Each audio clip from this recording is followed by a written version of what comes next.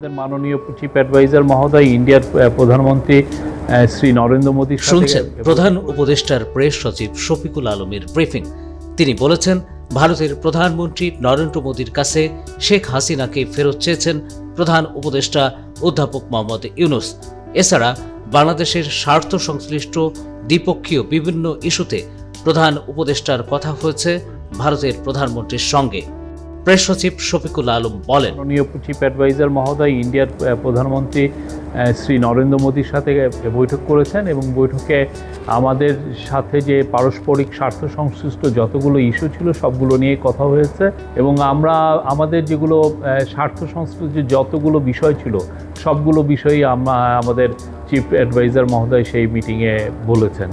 যেমন শেখ হাসিনার প্রত্যর্পণ বিষয়ে কথা হয়েছে, শেখ হাসিনা যে ওইখানে বসে অনেক ধরনের ইনসেন্ডিয়ারি কমেন্ট করছেন সেগুলো বিষয়ে কথা হচ্ছে।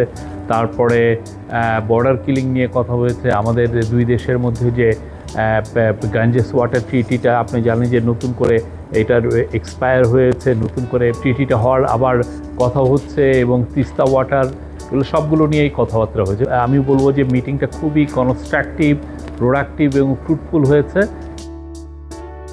থাইল্যান্ডের ব্যাংককে বিমস্টেক শীর্ষ সম্মেলনের ফাঁকে বাংলাদেশের প্রধান উপদেষ্টা অধ্যাপক মোহাম্মদ ইউনূস ও ভারতের প্রধানমন্ত্রী নরেন্দ্র মোদীর মধ্যে দ্বিপক্ষীয় বৈঠক হয়েছে।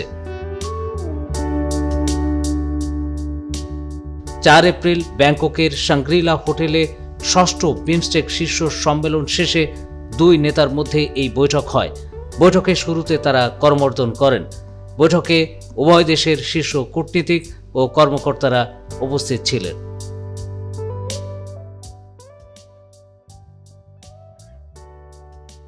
ওয়ালটন আবারও মিলিনিয়ার অফারে ওয়ালটন ফ্রিজ কিনে আপনিও হয়ে যেতে পারেন মিলিয়নিয়ার।